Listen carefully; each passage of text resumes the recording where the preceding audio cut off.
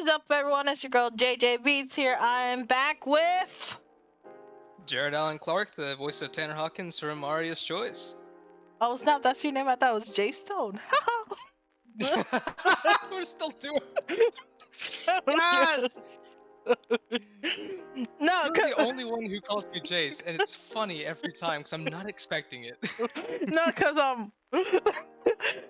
Kumar was telling me how you told him about fixing the software, and he had the right name. I'm correcting him to the wrong name. I was like, oh yeah, Jace. But he said it right. He was like JacStone or something like that. I don't even know how you're supposed to say it. I'm just like, yeah, Jace. They're like, huh?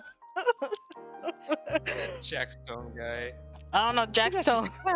The entire Stoicus. I don't know, JacStone does sound kind of fire though. It's like, my name is JacStone. I live my life a quarter mile at a time because we family. I'll use my name, Jared Allen Clark. People will say, dang, that sounds like an action hero name. Like, hold on, should I just go by JacStone? That sounds interesting to me because I don't get to use that. But I don't know, I'm the only one who calls you that. It's just like, oh yeah, it's Jace. Oh yeah, Jace. Wait.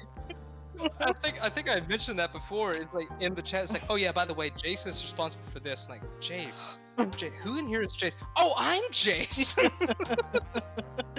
That's me. I don't even know how I got that for your name. I mean, if anything, it should have been Jack, but I just got Jace. I must have just like read the first letter and the last one made like a random name.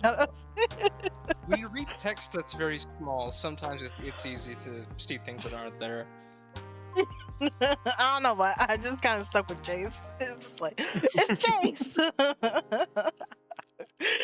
It's Jace. They're like, your resume. They're like, can you give me a couple? Sure. It's like, Jace was a very fun person. Who's Jace? On Jace, my Buster Ball. They're just like, your resume is for someone called Jace, but you're Jared. Huh? Something's not adding up. Something adding up there. You got any aliases? You legally change your name at some point? No. It's just the girl. The girl doesn't know how to say my name. I'll also answer to Jerry because at church, there's always loud music over the speakers, and I don't enunciate the D very well when it's really loud. So a lot of people at church call me Jerry because they can't hear me properly. They call you. So I'll answer to both.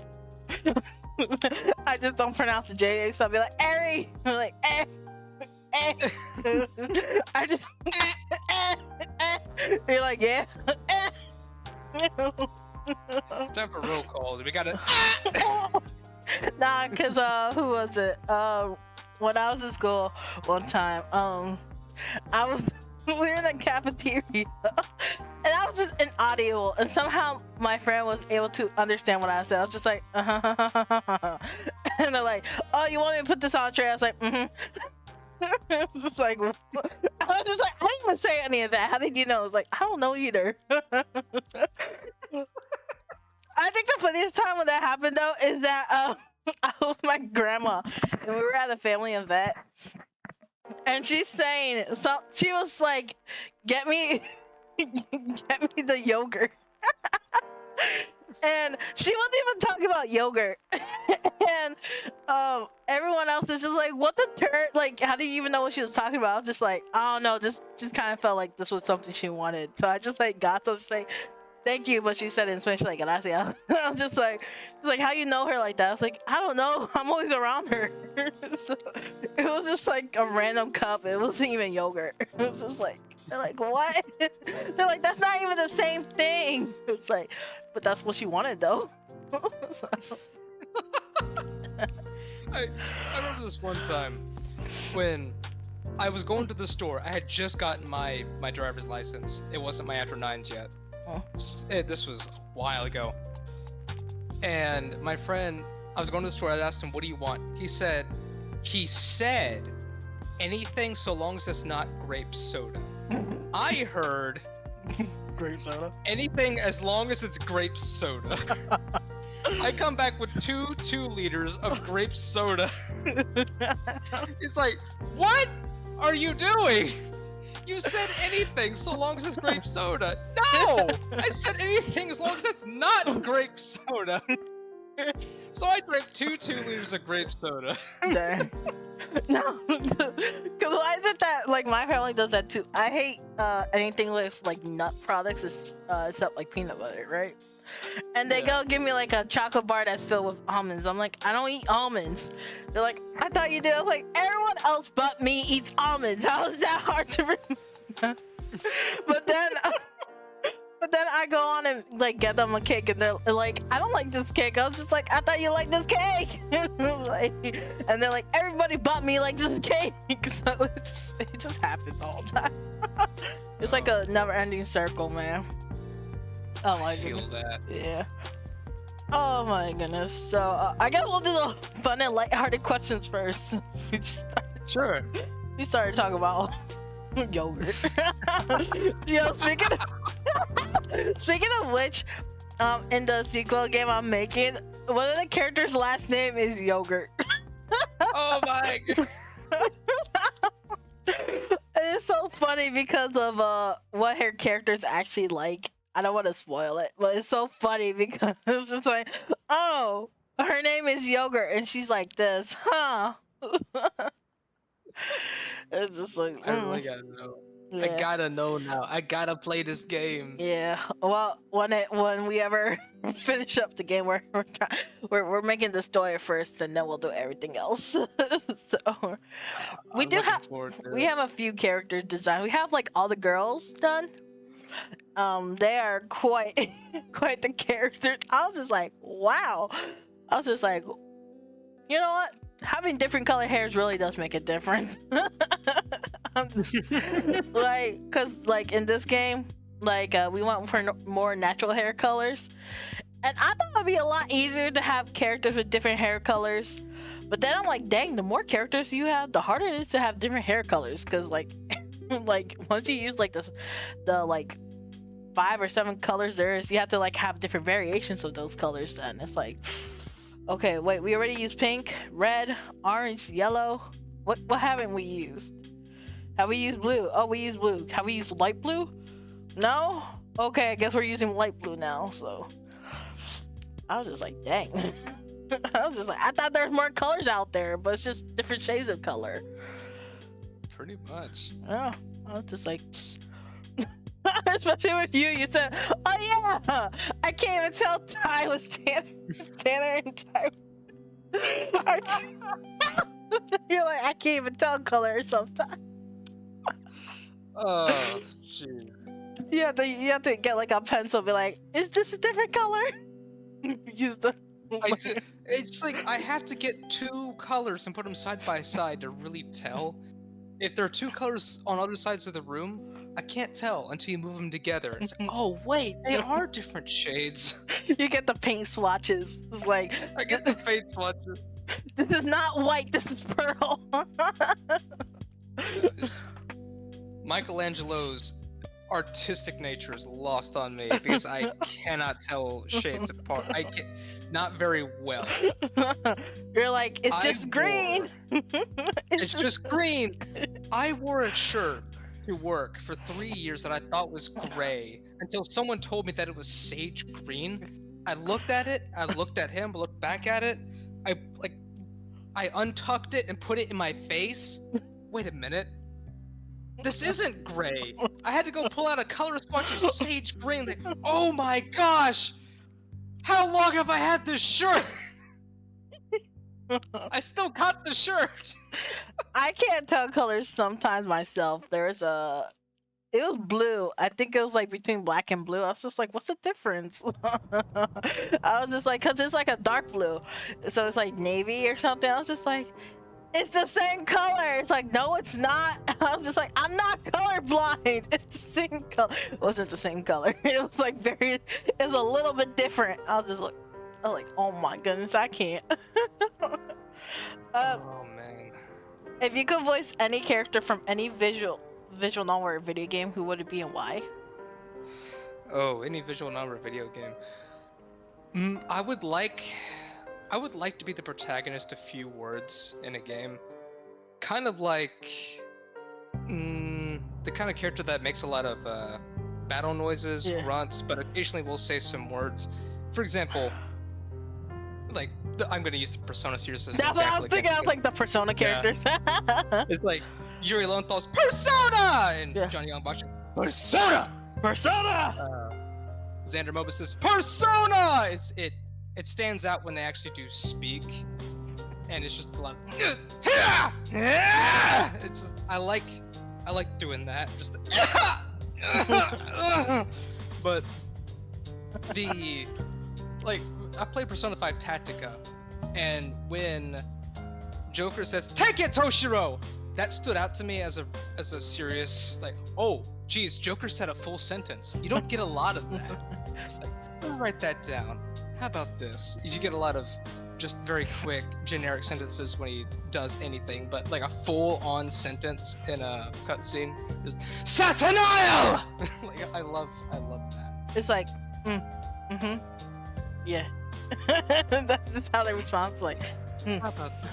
Or, Alex Lee in P3 Reload just, I'll go with no, something else.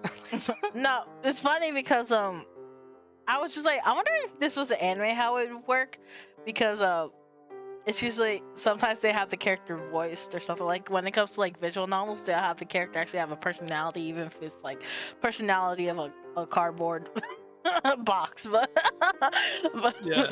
like as in none. But it's funny because the Persona has the anime for like Persona 5, and he's pretty much the same. He's just like, yeah. I'm just like, bro, what?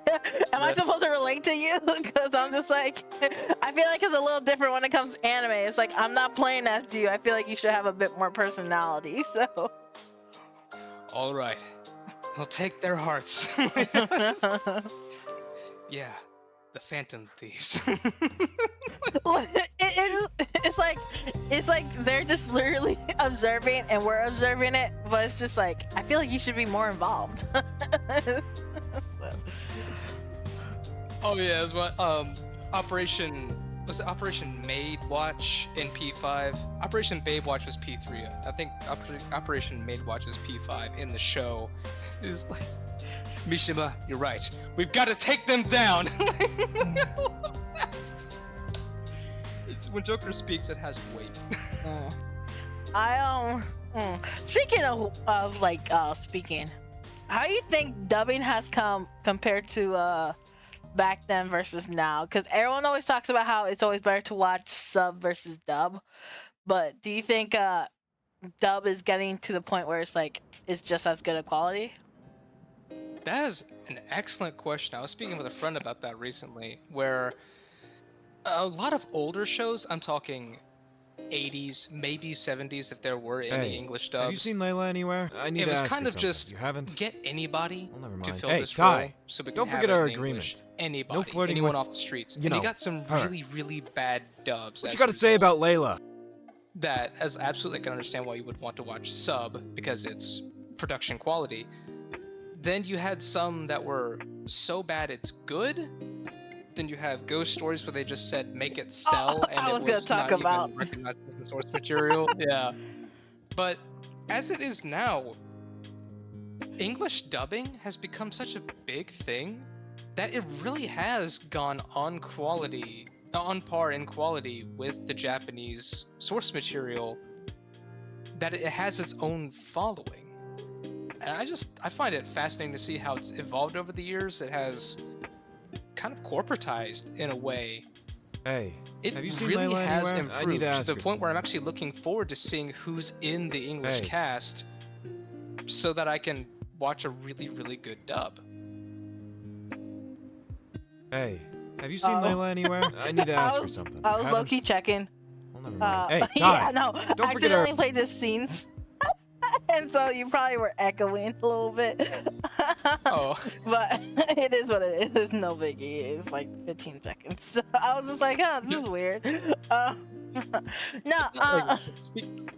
speak more into that, yeah, It's really hard for some dubs though, because there are some Japanese dubs where, or rather, some Japanese media where it's kind of difficult to match the syllable count to make the speech seem coherent. Unless you have a character like Senshi from Dungeon Meshi, where you just have to match the length and not really the syllable count because he doesn't have a facial animation with his helmet on. But then you have some traditions like Itadakimasu before you eat. In Persona 4, the animation, actually, we were talking about that. Itadakimasu, you say before you eat. But in the English dub, I think they said, now we'll enjoy this delicious meal, or something like that. There's an expression that the Japanese will use before they begin an event or something, and I think they used, we'll do our very best! Like, it doesn't... The energy feels so out of pocket, out of left field, because there's no English translation, or rather English equivalent for that tradition, or gochiso sama deshita when you finish a meal. It's just, thank you for this delicious meal. When it comes to dubs, the only dubs I remember like enjoying like back then was like Dragon Ball Z and Full Metal Alchemist.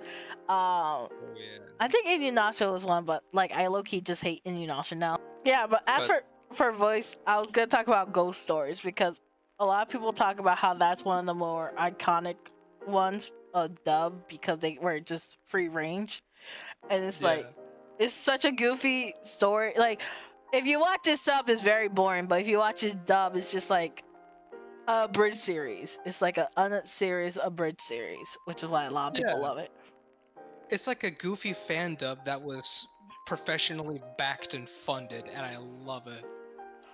Yeah, I do think it does get a little bit too stale at points. Like you cannot watch it all in one sitting, type of thing. It's like, like maybe the clips, but it's just like, oh dang, okay, this is a bit too much. It's like the same thing over. It's kind of like for people who like Class of 09, it's like okay, after a while it gets boring to me. But like I do think Ghost Story has more of a better factor to it because it's like all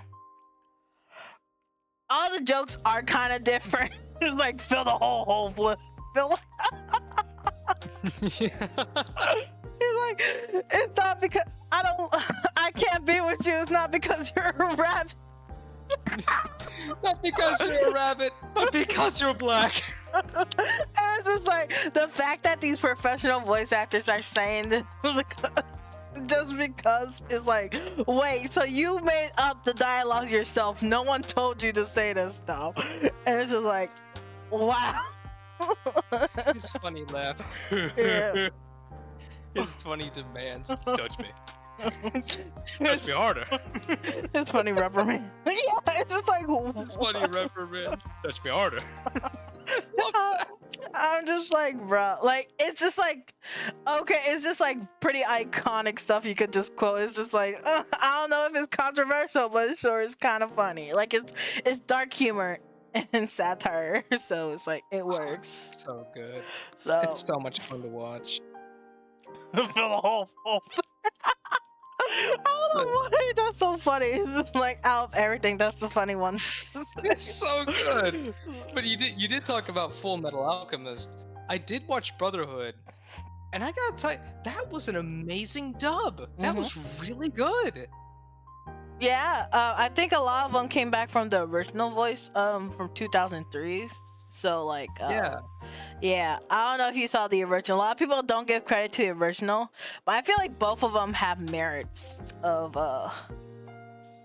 in their storytelling, because the original was based off of like what they had at first, and so they made their own story after a while. So, but it does feel kind of weird to watch the original first and go to Brotherhood.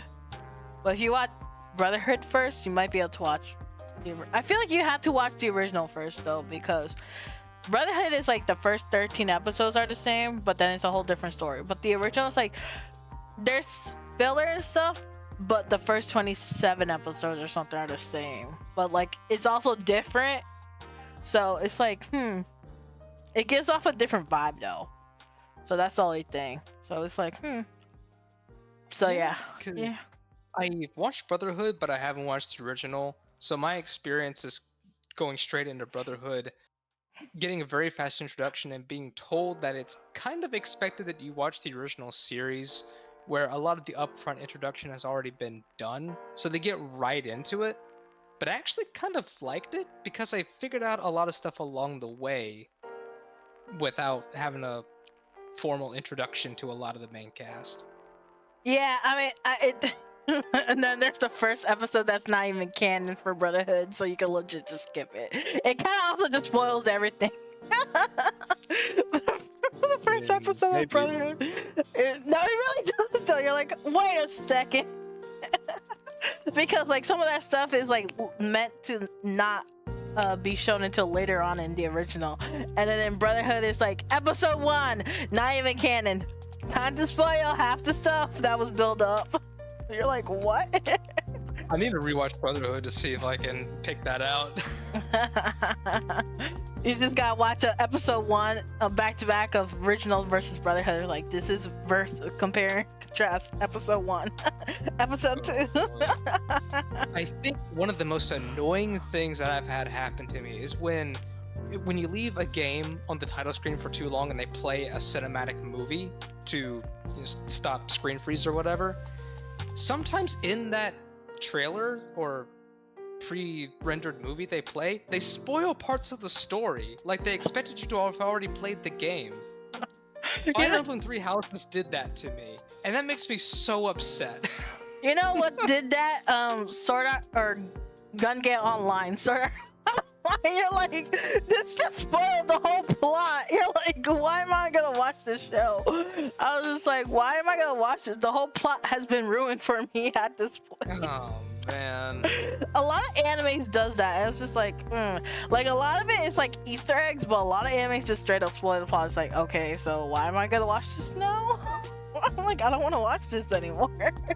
It's just, why would you do that? Or when the intro to a show changes from one season to the next, and in the splash at the end of the intro is a whole bunch of villain characters that are now standing with the heroes. Like, I guess they're going to have a heel turn some point in this season. Thank you. Dragon Ball Z did that to me. I'm watching Dragon Ball Z right now for the first time ever, and I saw the change in intro where Vegeta is standing with what they now call the Z Fighters. And it's okay, I guess Vegeta is just gonna be a hero in this season now. But a lot of people love Vegeta, so it doesn't matter. I'm still very early Vegeta where his pride is ruining everything. The sand race! Must protect the sand race. Are you in the Frieza saga right now? I just started. The Cell games are about to begin. Oh dang, yeah, you still. Vegeta's very complicated, but you end up probably liking him more than Goku by the end of things. Honestly, that's like. I'm sure, but right now he's just ruining everything for the sake of his pride, and that bugs me. The sand race! It's that meme, it's like, big tall book if something didn't happen, or very small book if thing did happen. It's like, the size of Dragon Ball Z could be the size of Kai if Vegeta just put aside his pride for half a second. It didn't endanger the world to prove a point. How come you decide to watch Z instead of Kai?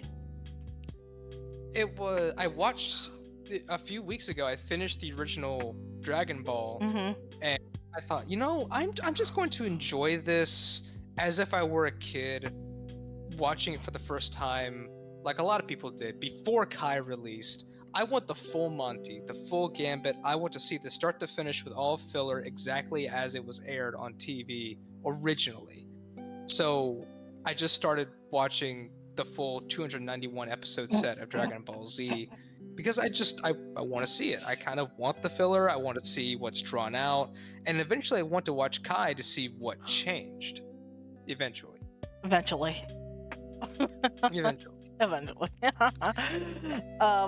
then you gotta go to GT, and then you gotta go to Super. GT is good. You heard it's good?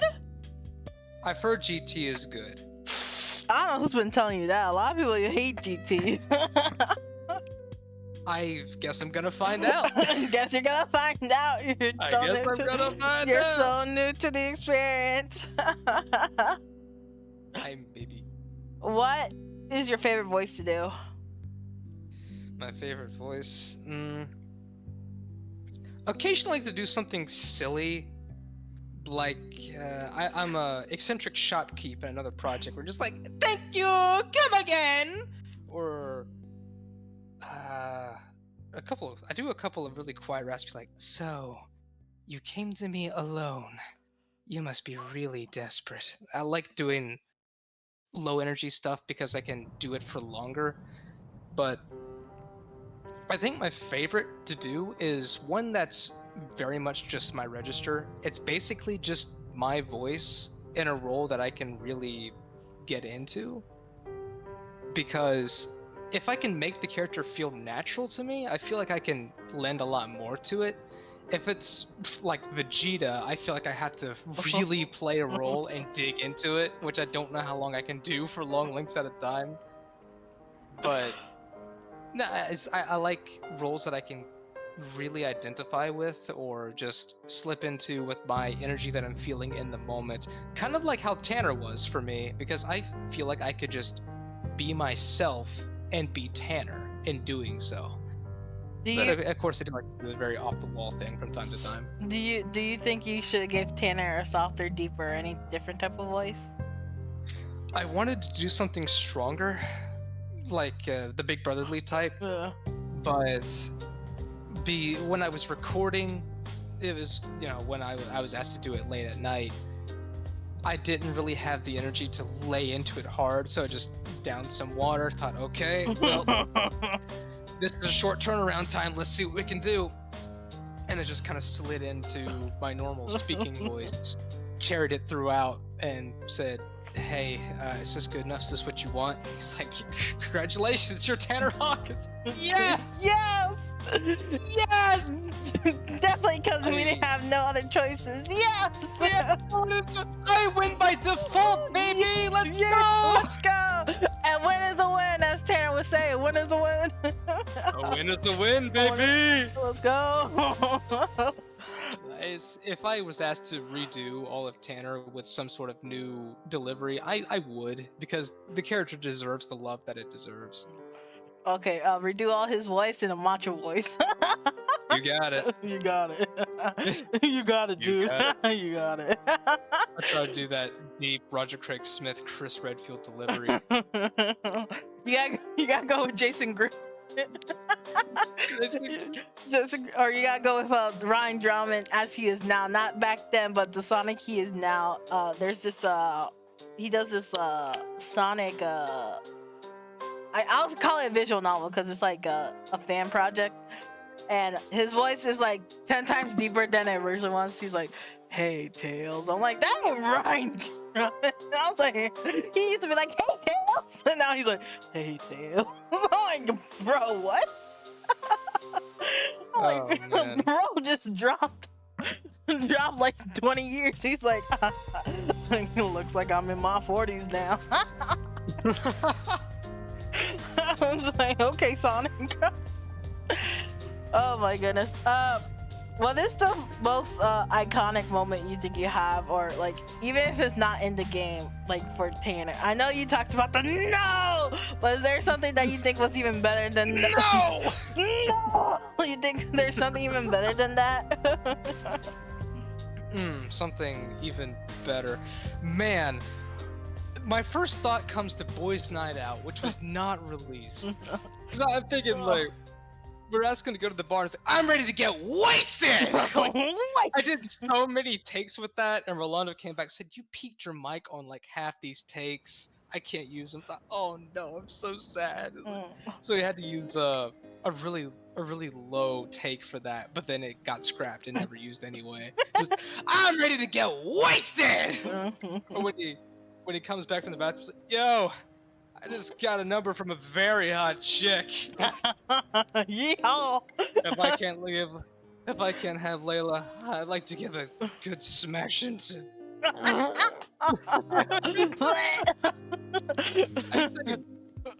I think my widest range with Tanner is in Boys Night Out, and I'm so sad. Because that leads into major characters being able to interact with each other, because Ethan and Damien don't interact much at all, but they do in Boys Night Out, briefly, with Silver. Mm-hmm. Oh, it's the character relationships, but before we do that, do you think you would have had more moments with Tanner like getting drunk or something, like being like a frat boy essentially? I think there does run the risk of you laying too hard into the frat boy trope with him.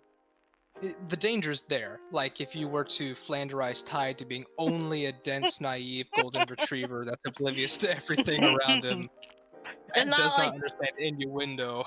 I don't know what you could be talking about at all. That poor innocent little boy. We definitely we're not talking about anything with that. I think you can risk laying too hard into it if you don't give him other facets to enjoy, like letting him open up and be emotional. But I think you can lean into it some, just not too much. I'm ready to get wasted. I don't know why that. I'm ready to get wasted. I think okay, cause no, because I don't know why, but making Tide naive kind of cracks me up. At the same time, I know we can't do it too much, but but what we was trying to fix already, we wanted to keep that in though. So the thing is, it works at the same time. It's flanderizing, and it's just like, do you sacrifice the character in order to have them funny moments, or do you like tone it down in order to like have comical parts, but at the same time keep the character intact? So I think there is danger in making an established character become a comic relief character only. But when it comes to the comedic rule of 3, where you can play out a joke 3 times for completion, then you're done, don't have a 4th instance of that joke, you can overplay a certain trope, joke, or trait, but based on what I've seen, at least in the main game, there isn't any one thing that's driven too hard or taking the bar too far. Taking the ball too far, running off with it, doing something silly with it. But see,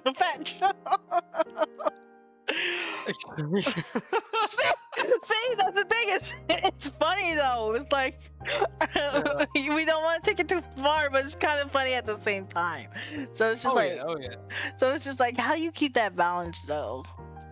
So. If it's properly funny, leave it in, but give the character enough time to recover from it before you hit him with the same thing. Yeah, that's what I was thinking. It's like, maybe it's because enough time it hasn't passed, but it. When the mood is correct, play into it. When it needs to be drawn back, draw it back. Yeah.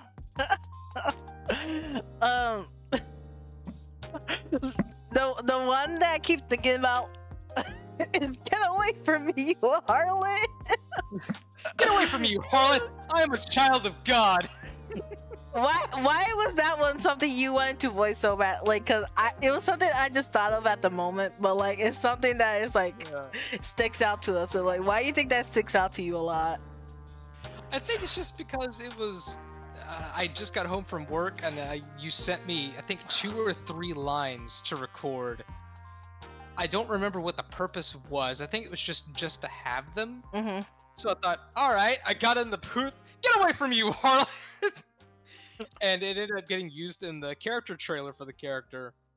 So it's a line that's not in the main game that got used in a character trailer, and that just strikes me as so freaking funny.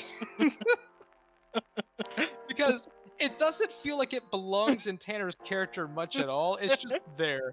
It sounds like it came from another project that was just used in the trailer because it was my voice. I find that so funny. Now, my friends, I sent them the MP3 of that recording with no context, and they made it a soundboard file in our Discord server. So I'll join. I just hear, "Get away from me, you harlots!" They keep spamming it.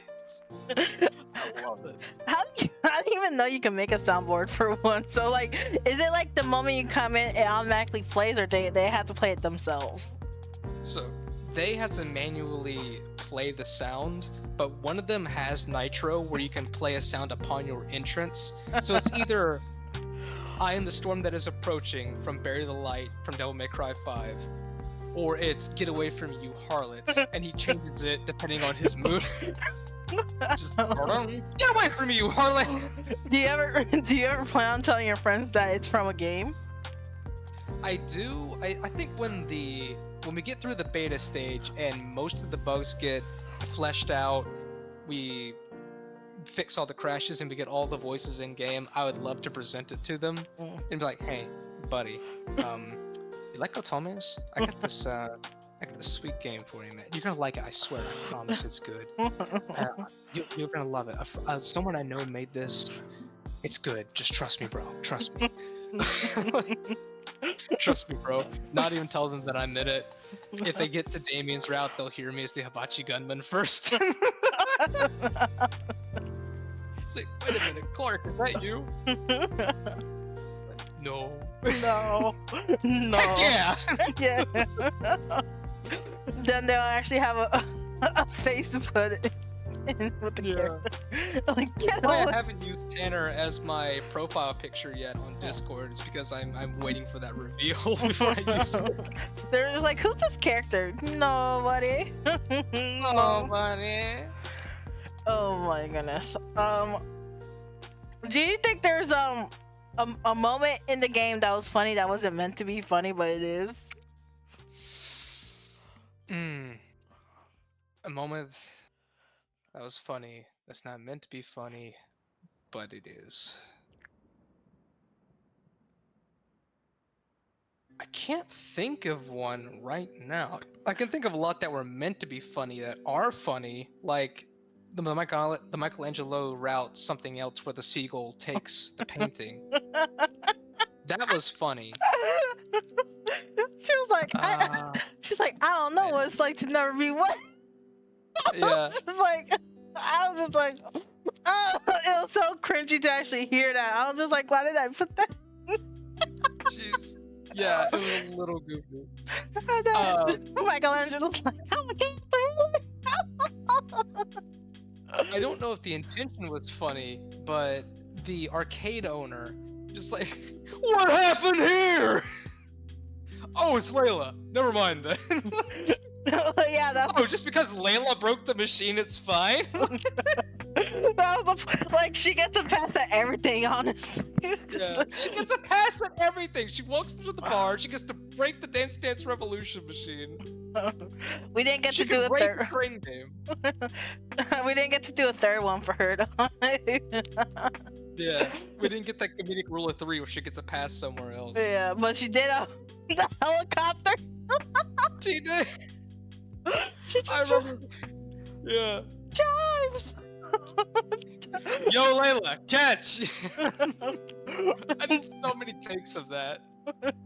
You're like, I really want to do this justice. Layla, catch. I want to do this justice, and I gave about 15 takes with a whole bunch of different energies for it, and I think the first one got used. They're like, I don't want to listen to all of these.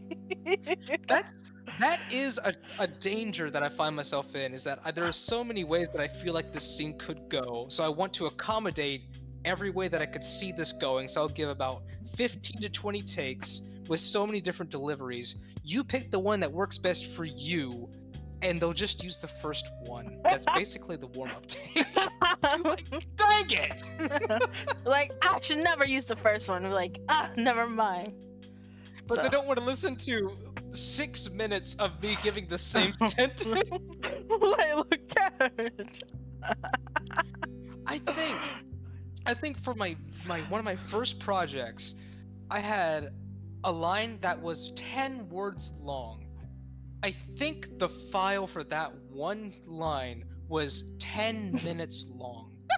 It was because I really, really wanted to leave a good impression and get that thing right. And they used the first take. They're like, I'm not doing all this extra work. Now I get it. I completely understand. But I was just let me just put my best foot forward and do the best that I can with this one line that I've been given as an extra. It's gonna be great. And Dang then it! it's just the first one. Ah! No! No! Oh my goodness, you're like, oh man, I should just give the last one now. Start giving Just let me cut it in half. At the halfway point, smack it right down the middle to get the second half of the takes. Take it or leave it. I did have one though. Director came back to me and said that she loved, or excuse me, I think it was he loved that I was giving so many takes because he was so passionate about this project that he liked having so many ways for the same line to be delivered so he can grab the one that works best for him, or he's like, I like the way you did that. I'm going to change the scene a little bit to make that one work. And that was one positive reinforcement of doing that made me kind of keep doing it. Yeah, when it comes, honestly, it's always about passion, I feel like, when it comes to these projects, because if you stop, then, or if you don't have the passion, you don't have the reason to keep going. And when it's when it's finishing a game, you really need that, because it's like, if this game is not successful, why am I making this game, right? It's just like, so like like when everyone else burned out, you have to somehow keep going or keep everyone else going, and it's like so when it came to hearing everyone's voices, and I was like, oh yeah, this is worth it, but at the same time I was like, oh yeah, I don't want to do this again. Like I don't want to put these lines again. It's like, is there an easier way to do this? Because the voice definitely does increase like the way you play the game. And also when people were playing the game, it was so funny, there's a bug in Damien's where he's like, passion, the desire, the burning, something, and he says it twice. They're like, oh, he really wants you to know about passion. Yeah, I think I remember that bug. That was very early on. They're like, huh, he really wants us to know about passion. I was just like, yes, totally not because it's a bug. The passion. Oh yeah. The Hibachi Gunman is, I gave all of his lines in a single recording so that it could be picked apart instead of doing each line with 15 takes. So when he says, ding ding ding, such a smart young man, ding ding ding became one line, such a smart young man became another line. So when it's being played sequentially, you just hear ding ding ding, such a smart young man. You get that at the end of Ding Ding Ding. It's so funny. He was like, wait, what was I gonna say? Oh, such a smart young man. He's like, I think I spoke a little too fast for it to be used by its intended purpose, but I did retakes for it. They've been handed in. Maybe we'll see the retakes used. I don't know. Bro, if you know someone who wants to do the audio, then by all means, syncing up the audio. That's just literally it. It's like, if you know someone who wants to do the audio, yo, let's go. But other than that, we're tired. Unfortunately, that's not one of my very few talents. What is antidote? What is your favorite moment? Not like a funny reason. I guess it could be funny, but like your favorite moment in the game overall, because we played most of the routes. Favorite moment overall. Oh goodness, there are a lot of really good ones to choose. I want to say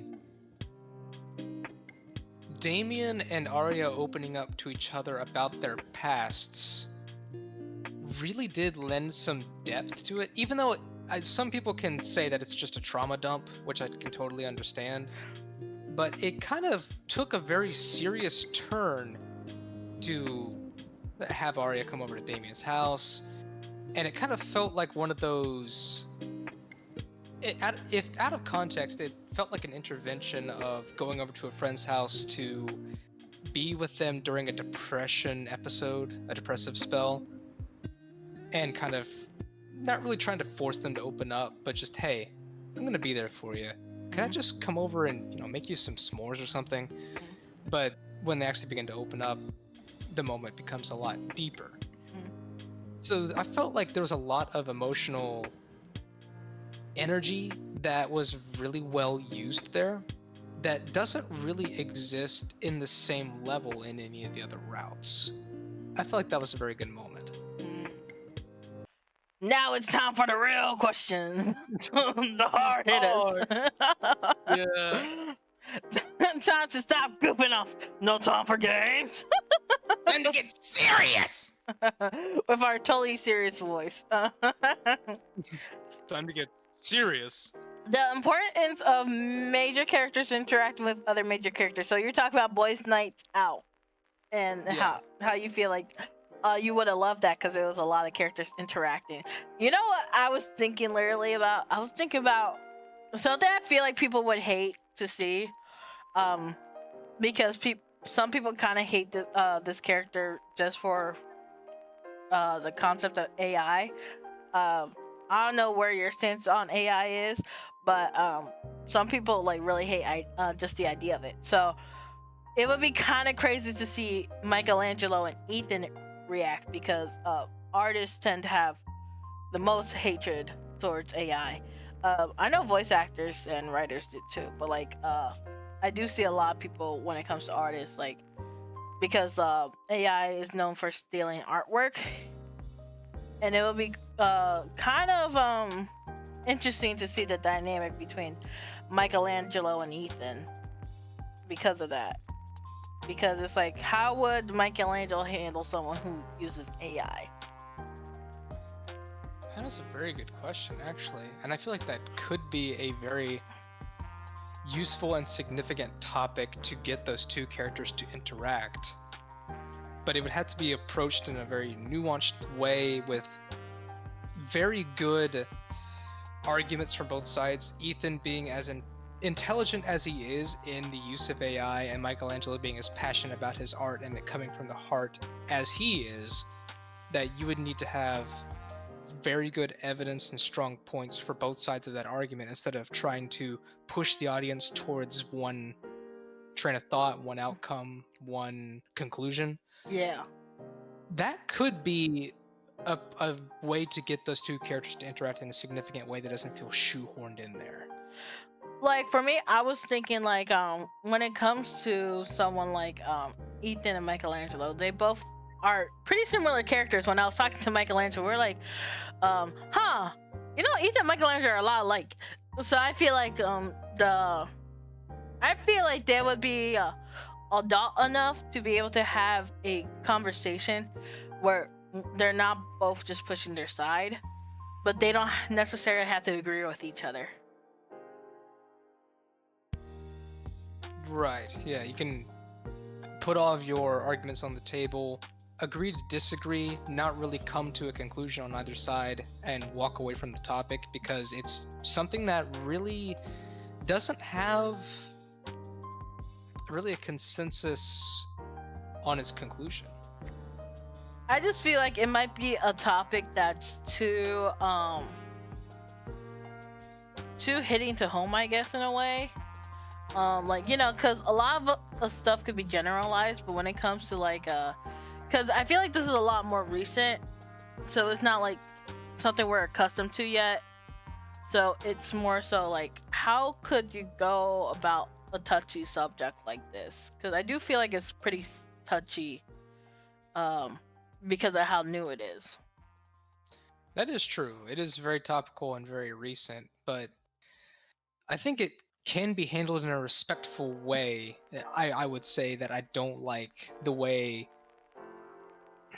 business is being robbed through AI. I played Naruto and Boruto Ultimate Ninja Storm Connections, where they we're accused of using AI to produce English dub voices, and you can really kind of tell, I'll be honest with you, because some lines that were reused were not delivered in the same way at all.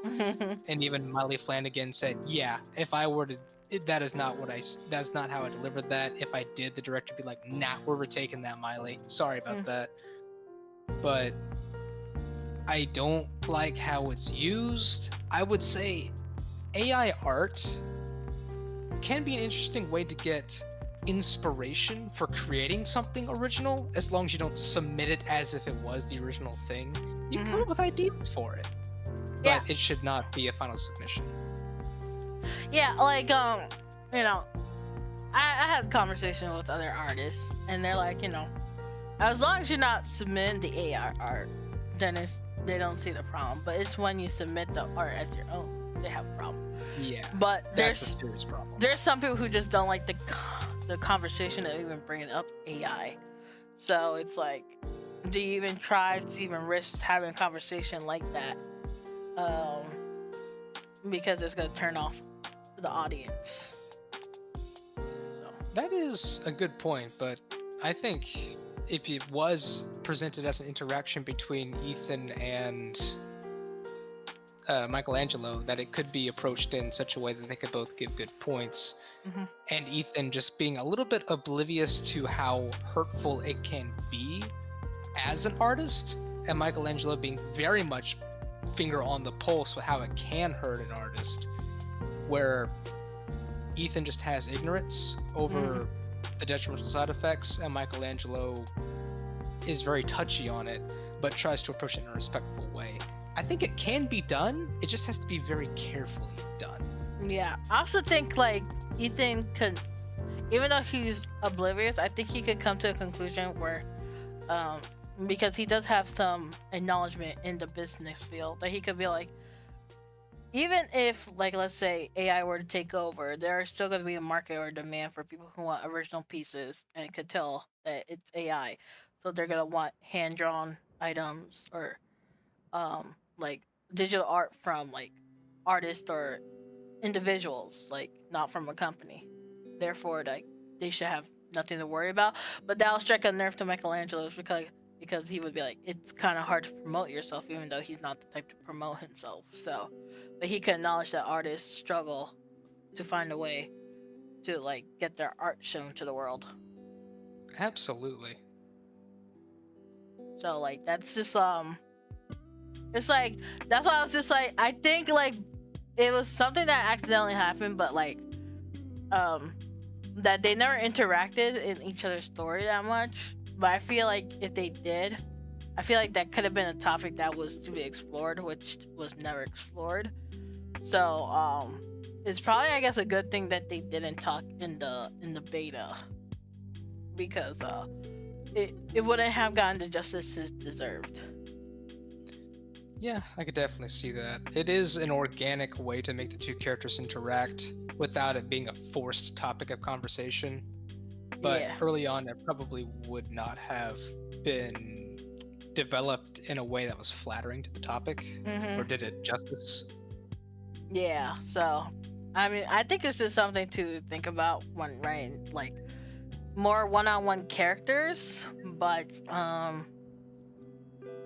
it's just like, I feel like with one-on-one character developments, there's positives and downsides. So I'm just trying to think of, like, is there more positives than negatives? I feel like there would be more positives than negatives, but at the same time, it's like, does it also serve a purpose?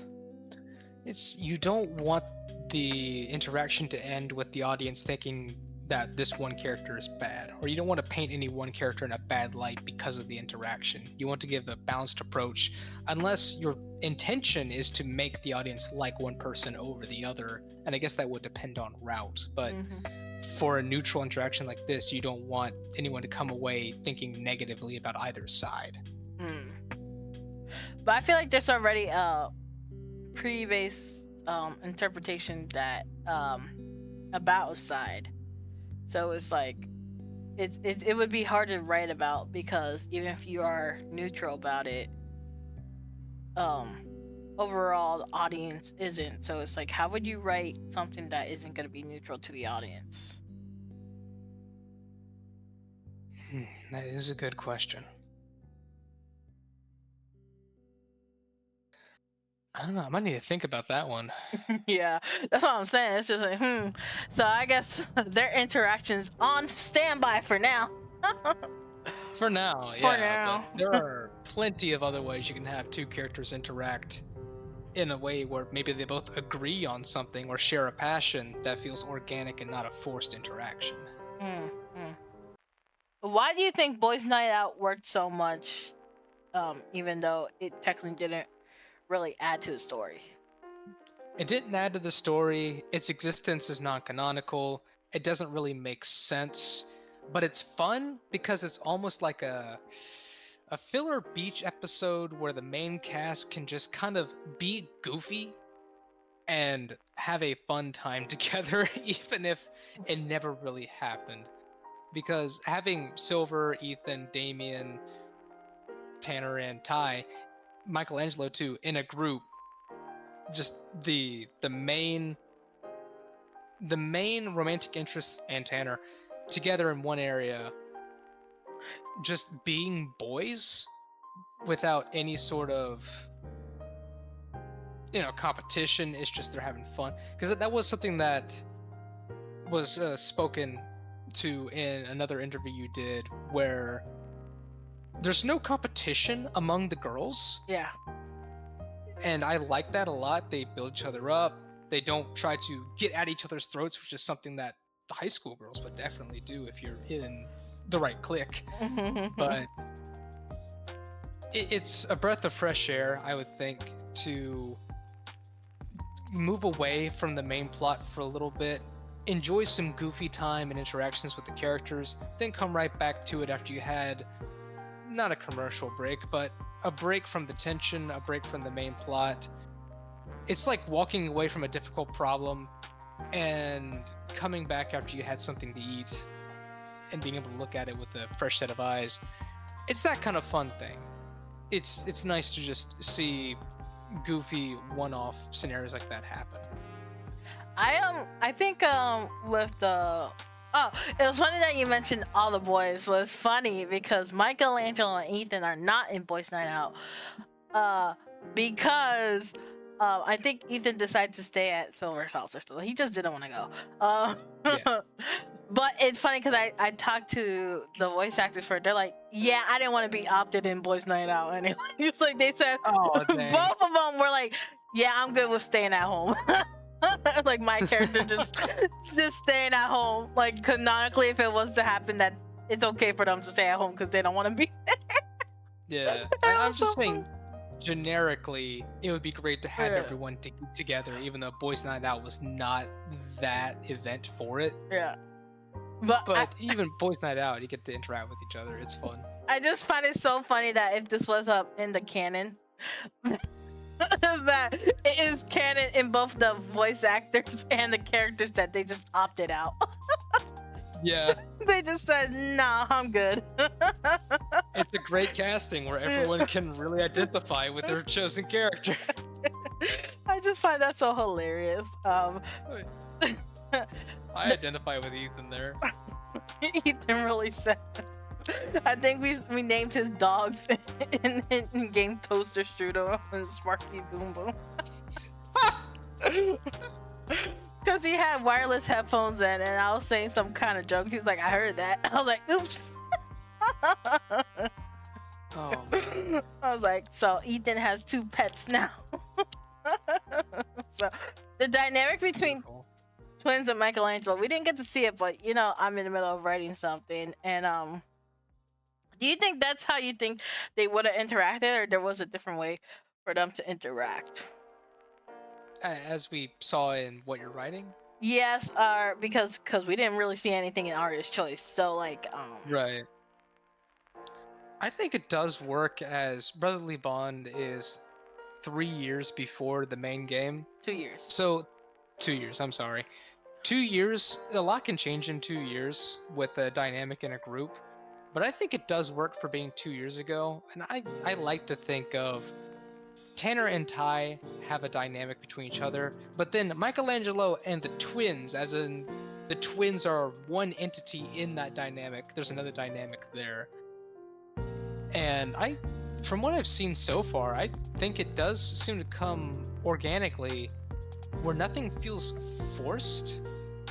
Can be improved upon, but as of now, nothing feels forced, and it does feel like how they would interact with each other. Yeah. Can be improved upon. It needs more wee. Wait. I like how I just kind of knew that that's something that y'all would like. Bing bong. Oh yeah. It's just random noise. Wiggity whack. Wiggity whack. Biz biz. It's just like buzz buzz. Do you think there should have been 4 to 6 girls, one for each boy, even if it's not canon? I don't think you necessarily have to have a one-to-one pairing when it comes to romantic interests. Naruto got a lot of bashing by pairing people off at the end of the show, which I didn't really mind, but when more people pointed out, saying, you know, there's like one girl for every guy. Wait a minute, hold on. You might be onto something there, Chief. But I don't think it really has to be that way. Some people just don't need to end up with the girl. I think it's understandable that Tanner would end up with nobody for some routes and he'd end up with someone for other routes. Just not everyone has to have a romantic interest by the end of the show. Not everyone needs a happily ever after in that sense. When they can learn that they complete themselves, it's getting in a relationship is not the goal. It's not the end all or be all. It's not the end all be all, especially when you consider that their lives continue beyond the game. There is life after the end of an art. It's funny that you say that though, because I was watching a video where they're talking about how they kind of miss how Disney used to have like the princesses fall in love, because now the princesses don't fall in love at all. And it's just like it kind of feels like it discourages love now. So it's just like there's not a balance between just having love or no love. It has to be either you love someone or you don't love someone. There can't be an in between. Do you think there could be a perfect in between? And in between let's see. So real quick, to make sure I understand your question, can you list the outcomes that Disney seems to be presenting now? Okay. Basically, okay, Cinderella, she ends up with Prince Charming, right? Right. Elsa ends up with no one. Meredith ends up with no one. Merida from Brave? Yeah. I'm not the biggest Disney, so I don't remember. But the Wish Girl and Encanto, like those aren't really. I don't know if they're considered princesses, anyways. But like, you know, it's not, because apparently it's been 15 years since they had like a romantic love story for the female and male lead. So, which was what's it called, Tangled. So. Yeah. Tangled I have seen. Coco, Wish, Encanto I haven't seen those, but from what I understand, yeah, you're right, because there is just they end up with somebody or they don't end up with that somebody. There's not really much of an in-between on they just never had an interest in the first place, or they have a platonic relationship by the end, which I would say a platonic relationship is a good in-between, because not every girl-guy pairing has to be romantically invested. Mm-hmm. They can just be friends. Unless you're alpha male and you think that's not the alpha male. Red pill hot girl summer. Red pill hot girl summer. Spring break. Spring break. 1995 or something like that. Yeah, it was 1995. We're not gonna go into that detail just yet. That's a surprise for later on. But anywho, so if that's the case, or you think it's a platonic friendship that could be involved, do you think that would really invest people who are uh watching like Disney and whatnot, because they're either going for like the love interest or no love interest, but like not the just the platonic friendship type of angle. That is true because Disney does cater to very specific audiences, and the majority of their audience does want that romantic interest. And it could be projection for a lot of people, Mm. but there is still a market for narratives that aren't romantically charged. But Disney has kind of cornered that market of this is a will they won't they story, this is a love story, this is a enemies to friends story. There's always some sort of deeper relationship beyond friendship that could be extreme like or extreme dislike. That is a thing that they do. Mm. I think Disney knows what the audience wants, which is how they just keep. Well, I can't say that entirely because Yeah. some things are flopping. It's they think they know what the audience wants, so they keep doing a certain thing. That's what I It was. worked for a while, then it did. Yeah, I was gonna say. I was like, I don't know if that's still the same applies. All I know. I'm thinking of like 90s, 2000s Disney that Yeah. I grew up with, and not current Disney that I no longer watch. Yeah, honestly, the minute they started with just using CGI, it's just like, ugh. Because I'm like, I don't know why people hate handmade animations. Like, I'm just like, animation was just like really spectacular to look at. And I know like CGI is improving like crazy, but at the same time, it's just like I feel like it's being overused. And there's like you know, there's a beauty in the animation like from the 80s and 90s that you just don't get from CGI. Like, it could just be the old. The oldness in me talking.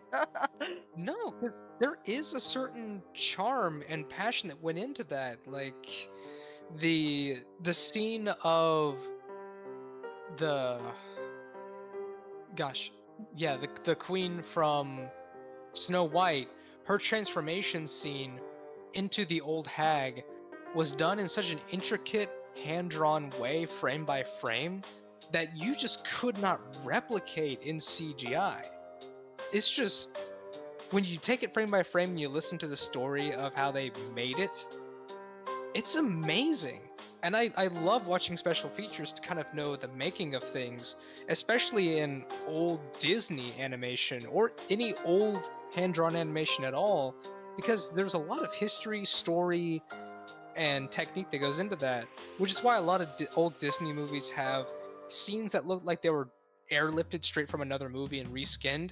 Is because they started picking up rotoscoping, where they would trace over old scenes but make it into different characters and get different sceneries, so they could speed up production by reusing animations tracing over them. It's really fascinating to hear the making of. Yeah, like I know the one I was trying to talk to my friends about. I was like, I hate the current CGI era because I was just like, one, if I wanted to watch live action, I would watch something else live action. I'm not gonna watch the story I've seen in animation and live action. So I was just like, it's like essentially when you see a live action anime, it's just like, why am I gonna watch the live action when I have the anime? So it's just like, ugh. I know some people like certain live action stuff. Like I know the One Piece live action people are very interested in, but for me, I just, unless I never saw the anime, I'm not gonna watch like the live action for it. So, and then they also make changes to it that is just like, I don't think it was really necessary. So it's just like, if it's not gonna be a 1-to-1, or it's like, why am I gonna watch it if it's gonna be a 1-to-1? So I get that kind of confliction. It's just like, if it's just the same thing, why am I watching this but in a different format? So It's like if you're too faithful, you run the risk of upsetting people, and if you make it too liberal, then you run the risk of making it upsetting. No one's going to be fully happy with it. Kind of like when you cover a song, it's like if you make it too similar to the original song, people think you're not creative enough, and if you take too many liberties with it, then people are going to get upset anyway. There's really no good balance, because there's always some portion of the audience you're going to disappoint. Just which portion do you want to please? That is true. The retconning of a character trait or backstory, can that be a good thing or is it usually a bad thing? Normally, it's not well received at first, but it can be a good thing if the concept is used to expand upon something or give it more detail. I'm trying to think of a good one that's not really a spoiler. The only time I've seen people enjoy retcon is like Sonic 06. People really hated that game and they're like, I wish it never happened. So like when the company doesn't acknowledge it, they're fine with the retcon. But like we were even talking about with Naruto, it's just like it feels like people retcon the fact that Naruto wasn't supposed to have friends. So like people always assume that Shikamaru is his friend. And it's just like, huh? So is it because of it was later written to us about it, or is it because it was just something that we just like input, like what's it called, the Mandela effect? The Mandela effect, I don't think the Mandela effect applies to this phenomenon. I think it's more just 14, 15 years later, the audience has grown to a certain point where you can kind of give them certain details and they'll just say, yeah, that's totally what happens.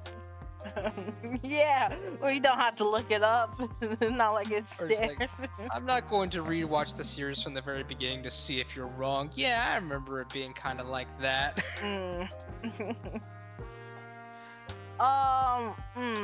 So you haven't thought of one that was a good retcon? There are some good ones. It's just I can't think of any that aren't recent. That would be spoilers. I'm trying to. I know some retcons in Mistborn, which is a Brandon Sanderson novel. I know of some retcons in Sonic and Shadow Generations that I feel like are too soon to discuss. I guess I'll give this one because I've seen this one recently. Star Wars Rogue One. I finally watched it last week. Oh snap! So we can talk about it now. I feel like I could talk about this because it's 8 years old. If you haven't seen Rogue One, anyway. We watched Rogue One, where what was it? Galen Erso? He intentionally created a weak point in the Death Star, where if it is blasted with any sort of energy weapon, the Death Star basically explodes. Then we watched A New Hope the next morning. He just goes straight into 1977, straight from 2016. And we got to the point where they were discussing the plan to blow up the Death Star. And they said something like, I want to make sure I remember how they said this. The Empire is not aware of this one flaw, this one exhaust port, where if we launch a proton bomb? I forgot the name of the projectile into this exhaust, that it can detonate the Death Star. And I turned to my friend. I said, "They don't know about it, but they knew that there was a deficiency installed in the Death Star's plans by Galen Erso in Rogue One."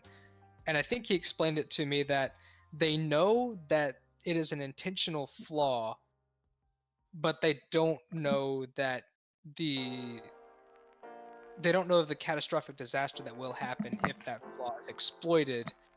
They know. Sorry, I'm trying to make sure I say this correctly. I'm retconning what I'm saying about this retcon. Retcon. Retcon. My friend said they know that a weakness has been installed into the Death Star, but they don't know what it is. They know that this exhaust port is a weak spot in the Death Star, but they don't know how. They don't know the consequences of this weakness. They don't deem it as risky. They don't deem it as a risk enough to have it guarded, I think was how he put it. It's like, I can understand that. They know that it's a weakness, but they don't know it's that weakness, that catastrophic weakness. So they deemed it as not important enough to guard. I can see that. But I had to really think, did they in Rogue One make it a sustainable retcon where in watching A New Hope it doesn't break something? And I think that was a good retcon because that expanded upon more detail in an older work that didn't do a disservice to the older work. I felt like it was very well done there. Oh, since you finally watched Rogue One again, do you think the girl came off as a Mary Sue, or do you think she was developed? I can see the argument both ways. Not like Rey. Rey is a No. Mary Sue through and through. Okay. But Jyn Erso, she did have to grow to trust. She had to learn to trust people. She had to come to terms with her past. She got to... I'm trying not to spoil too much about the plot. Oh, I'll go spoil it. Okay. Well, she got to have that one moment with her dad after, I think, 15 years apart that I think changed her in a way that makes the second half of the movie feel more natural for her character and how she developed. She didn't go from drastic this side of the coin to the other, this side of the spectrum to the other. It's just she did change. She didn't stay completely static throughout the entire movie. And I think that alone, in that she needed help to change, she didn't just change because she needed to, kind of disqualifies her from being a Mary Sue. She needed help. She didn't do everything herself. She was saved by other people, helped by other people, changed by other people, and she just didn't pick up on everything immediately, perfectly, with a background that doesn't justify the skill level that she was given in the narrative. Well, I think it also helps that she only has one movie compared to Rey. That is true. That is true. Without spoiling, but I think because I think what you just said is essentially what is Nami in like the live action One Piece, which a lot of people like Nami for, because you know she needed help. She was closed off at first, but you know later on tries to trust people and then asks for help, as you mentioned. And it's just like she doesn't have all the abilities like all the other characters have in that story. So it's just like she can't do it all. So like, you know, if whether it's a girl or a guy, if they could do it all, it's like, why am I watching? What is going to be the threat?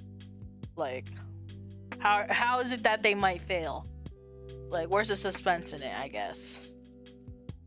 Yeah, I could see that. So, how come you think she might lean into the Mary Sue?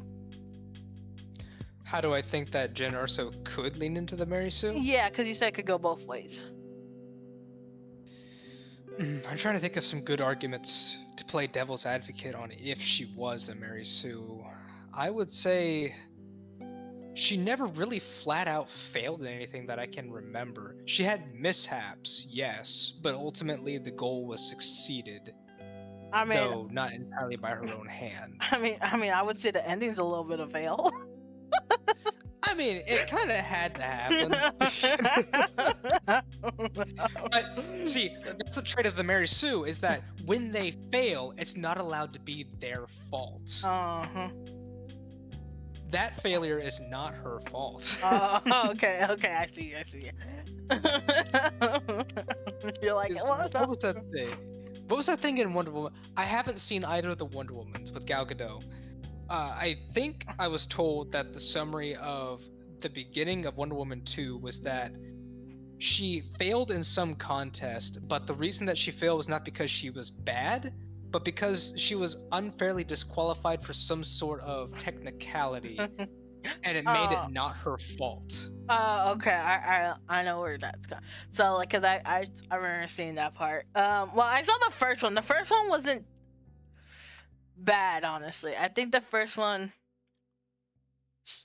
didn't have that problem as much as the second one suffered from. But you didn't see them, so I can't really spoil that. But Hey, you can talk about it. I don't know if I'll ever watch them. okay, well, it's been a while since I seen that one, but okay, in the first movie, She's new to the Earthland because she's an Amazon woman, right? You know her backstory. I'm not gonna explain that. So, like, she has to rely on other people's help. And which is one of the things that they don't really need to rely on other people's help. And then, I know at the end part, it was something more so. Because I think the first one got praised while the second one did not get praised. It got shunned. And then That's what I remember. yeah. And then I think it was she was afraid or something because the guy was really strong. Again, it's been a year since I saw the first one, but I remember it being good. I could go back and be like, oh dang, this is actually trash, but I don't think it was. I think it was more so she needed the help of others for one. And then, like, she had to acknowledge, like, this is not the only thing that's gonna help me win this fight. She had to basically do something else in order to win the fight. Like, she couldn't remain stagnant. So I think that's why it worked. But I'm not gonna go watch that movie because superhero movies are long, so I have to start.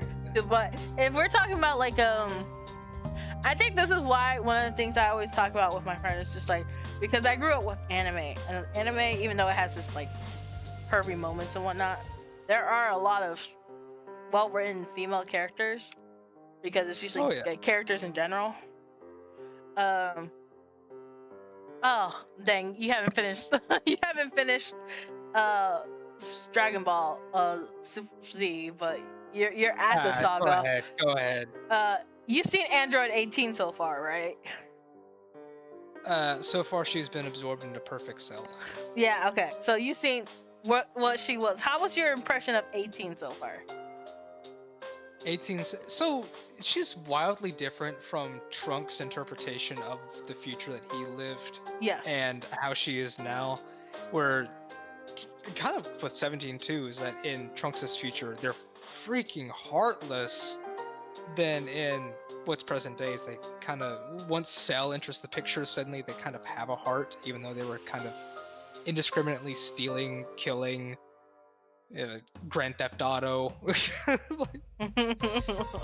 It's a very weird point where when Cell enters the picture, suddenly they have a heart and they go from villains to kind of victims in a way, in a very strange way that I can't really describe.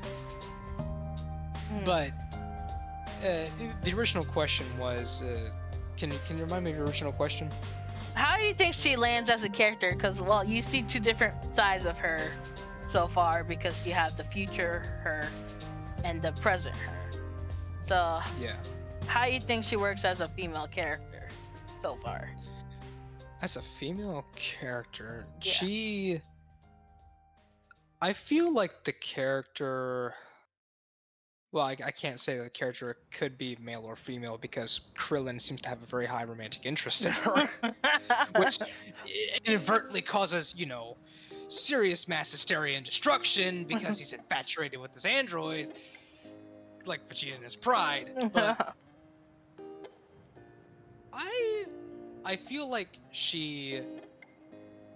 I like that she's not a girly girl. She doesn't play into being a girl. The character is a girl.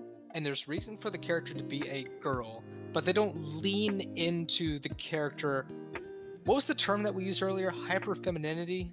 Oh yeah, that was the other comment. So hyperfeminism, because we have a whole different hypermasculinism versus hyperfeminism. Yeah. Yeah. Because I used Yasuna Colin from Brandon Sanderson's Stormlight Archive for another example, where the character is female. The character being female is used, so you can't just gender swap the character and it makes sense. Mm-hmm. But they don't use the gender of the character as a justification for things not earned. Mm-hmm. So far I see that with 18, where there is reason Android 18 is female. Android 18 does not succeed because she's female, but there's reason for her to be female from a narrative standpoint. And she doesn't gain inherent, unjustified, unearned merit because she's female. Okay. I think because this actually works in comparison because she is actually a twin to 17. Right. Do they differ? Their future selves don't really differ from each other, but do their present selves differ from each other? As in their personalities, or Yeah, because I do see small differences, but I don't know if you were able to pick up on them.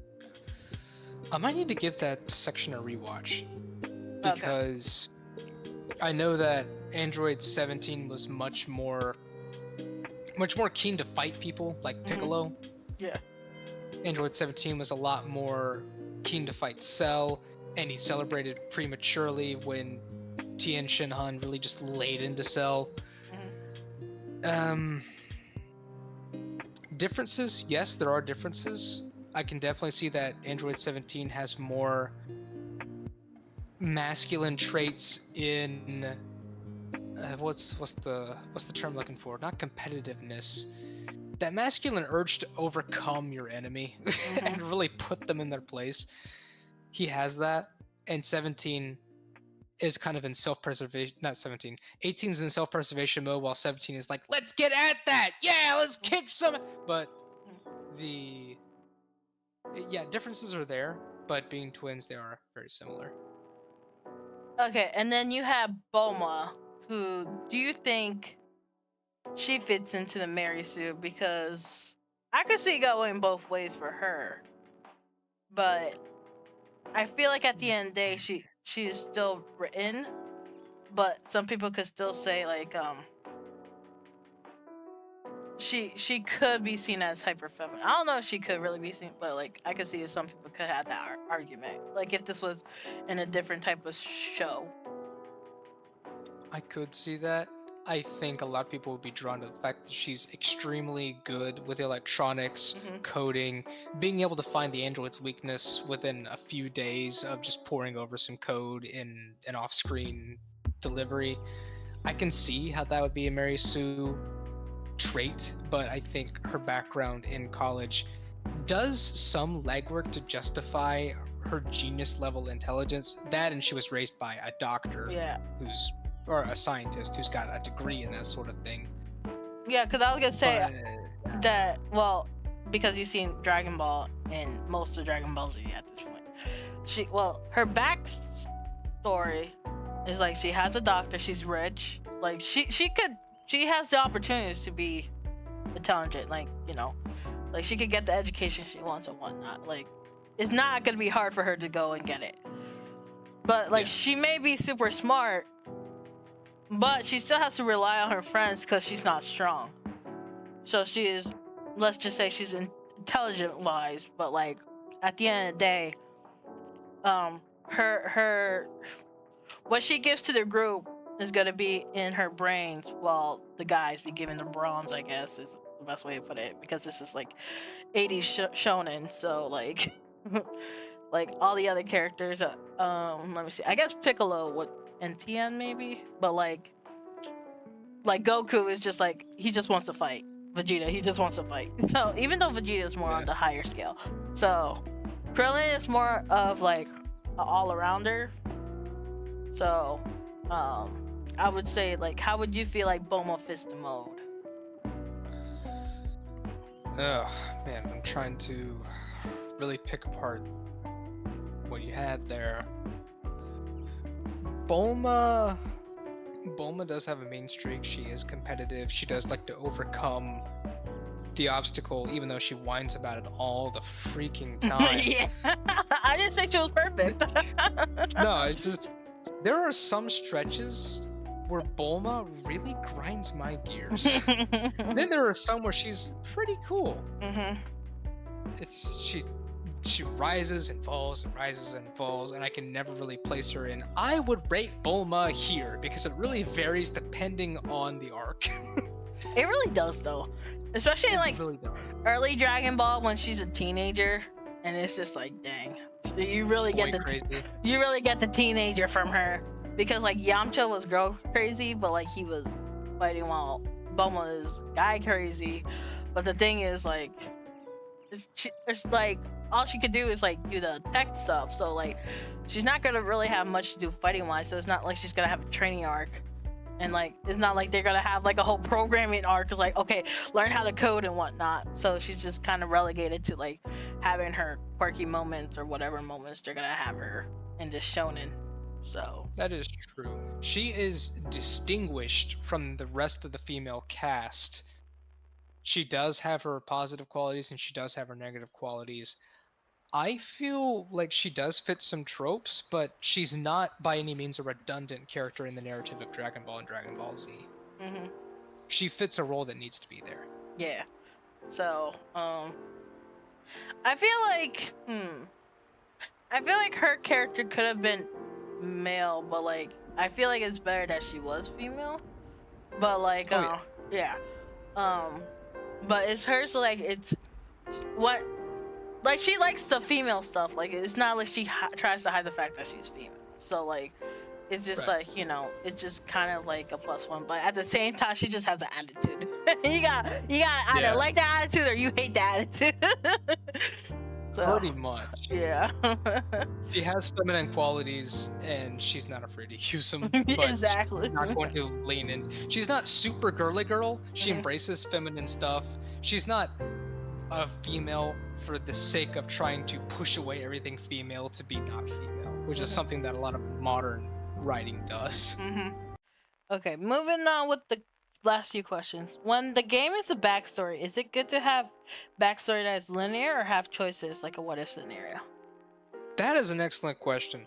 So, obviously, you want everything to end at the same point to set up the next thing. What was the first thing? Telltale games have this thing where no matter what choice you pick, it will be invalidated because another event will happen to make you end up at the same point anyway. Do you save her or do you save him? If you save him, she will die later. If you save her, he will die later in a very similar way to make you end up at the same point. But when it comes to a prequel, I'm going to say that I'm going to use Brotherly Bond as an example here, being a prequel. Things have to end a certain way. So you can't really have many branching paths unless you say, I want to go here first, or I'd rather go here. I'll go here so I can attend this event and get this scene, but we'll end up at the same point where both branching paths will converge anyway. But I think you want engagement from the player, so you don't want it to be just a solely linear, I'm just watching this start to finish like a PlayStation exclusive game that's 70% cutscene. But I think you can have choices that actually don't matter to just give the player some illusion of control. Fire Emblem Three Houses, which I spoke of earlier, did this, where your two choices were true or true with an ellipsis after it. It's just basically like, yeah, true or true. It had no bearing on anything. It's a choice given to the player, because if they didn't give the player a choice, they would have to voice the line, and Byleth doesn't really speak in dialogue. He speaks in battle quotes. So Persona did that too. Choices that don't matter so that they can give the player some input and they don't have to voice a line for the player character during the dialogue. But you can have choices that don't matter to get player engagement. You don't have to have branching paths because you need to end up at the same point anyway. A what if scenario is fun because Persona 4 Arena did that, where you can, especially in Chie's story, Chie is one that I can remember because it stuck out to me, is do you go after the beef bowl and you get a silly ending, or do you resist the beef bowl and you continue with what the canonical story of Arena is? You can have those where you just have a silly branch path to a quick and silly ending and you return back to the choice. That is possible. But choices don't have to have lasting consequences to be fun. They can just be a way for the player to stay engaged with the narrative. But you can also offer an option where you just automatically let the story play start to finish and they can just watch it like a movie. Both are very viable. Yeah, because I was just like, give them fake options or no options at all. That's the real thing. It's just like then The illusion of choice. Exactly, illusionary choice. Yeah. It's You just can like, do it both ways. be like the same answer, same result, answer. same results. They're like, what's the difference? Oh, There wasn't any. there is one that I remember. Skyrim, actually. Skyrim, I think it was Dawnguard, speaking with Serana, where Serana asks the player what their relationship with their parents is. You could say, I love my parents, I can't wait to see them again, I never knew my parents, or I don't have a very good relationship with my parents. And you're just making reality whatever you want it to be in that moment based on your choice. It has no bearing on the story, it's just a way to get the player engaged. But they are very different options instead of just being true or true. I see. Is emotional turmoil or trauma for a character necessary to give them, or is not always necessary to give them depth? It's not necessary to give them depth, but if you do hold something back, it's not so much that you're holding back trauma or turmoil and you're trauma dumping later, but if you're holding something back from your first impression of the character or what you know about the character and reveal it later as it becomes relevant to make them open up a little bit, that creates a sense of vulnerability where there's more to this person than I initially thought, and I wasn't just given everything outright. You can use emotional turmoil or trauma as that piece that you withhold until the appropriate time to reveal it to develop the character, but it's not always necessary for it to be trauma or turmoil to accomplish that. Yeah, because like Ty and Michelangelo don't have any trauma, so I feel like that's why they're kind of on the bottom of the of the like lovable options, because there isn't like another layer to them. So like when we're making brotherly bonds, it's like, do we really give Michelangelo this much trauma like to better serve his character, or like do we go a different route to be like, no, he's just really just that guy?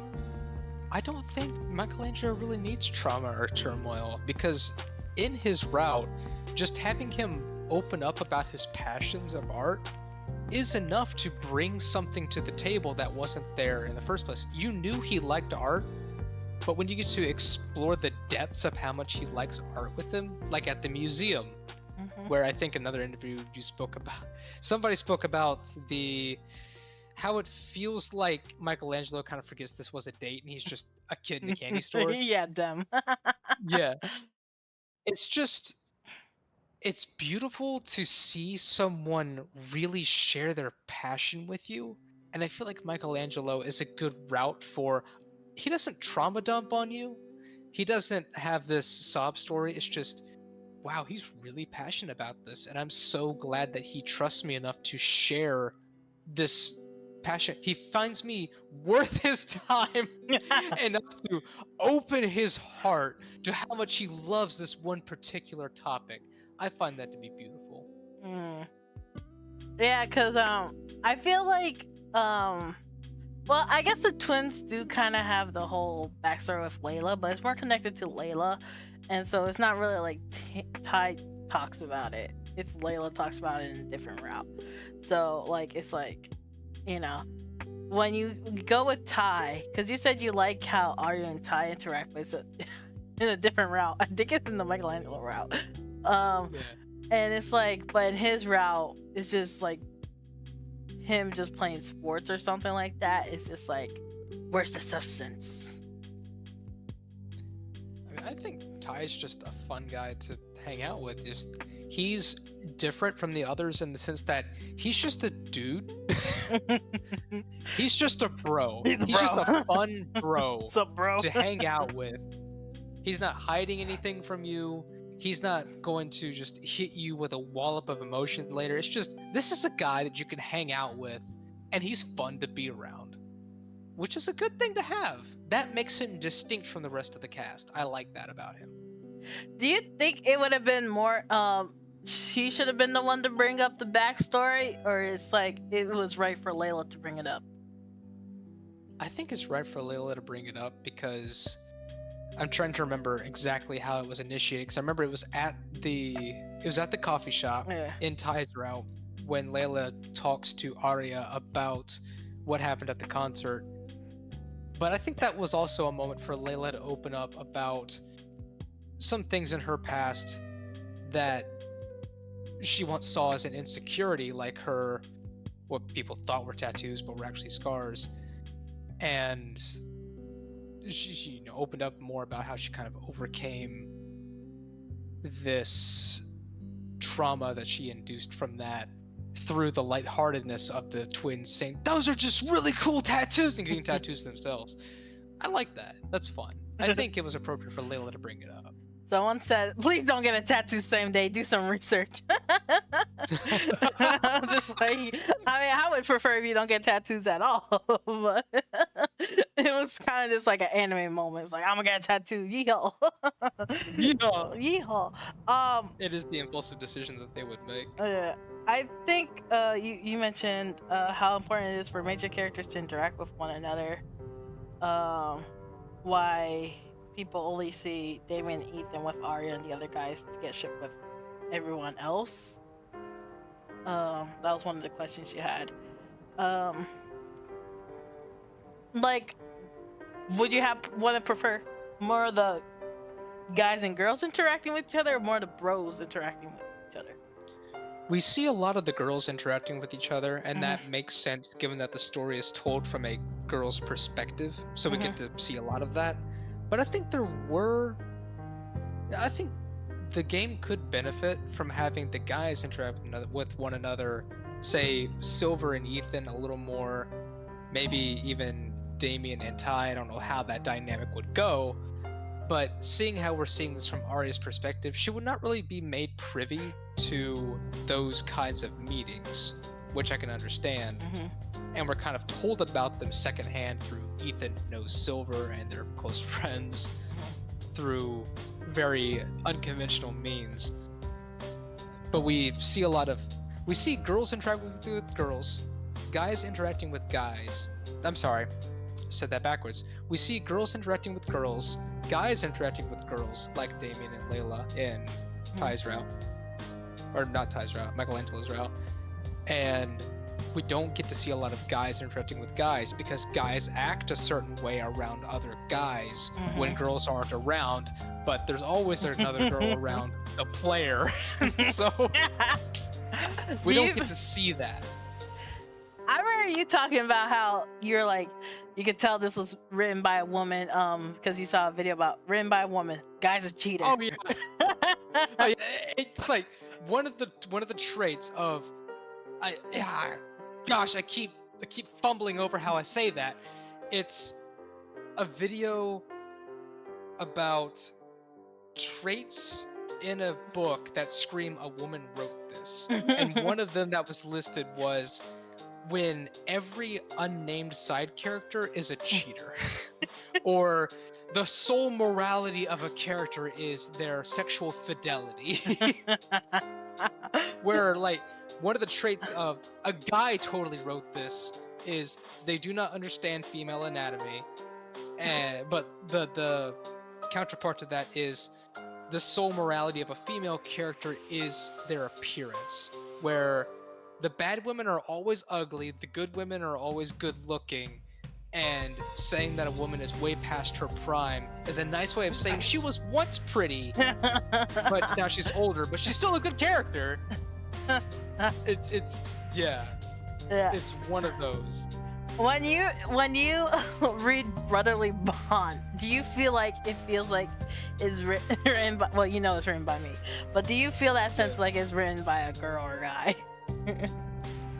Oh, I need to review the list and like make a check. I have to do the test, like checkbox test of this, because I can say as a guy, one of the traits of a guy wrote this is, do you have two unnamed women that talk about anything other than how they like a guy? I can't remember what the Oh yeah. The female equivalent of that that screams a woman wrote this is that the guys interact with other guys is more like girls interacting with girls, where they're like lifting each other up, they're talking positively, they're being emotional with each other.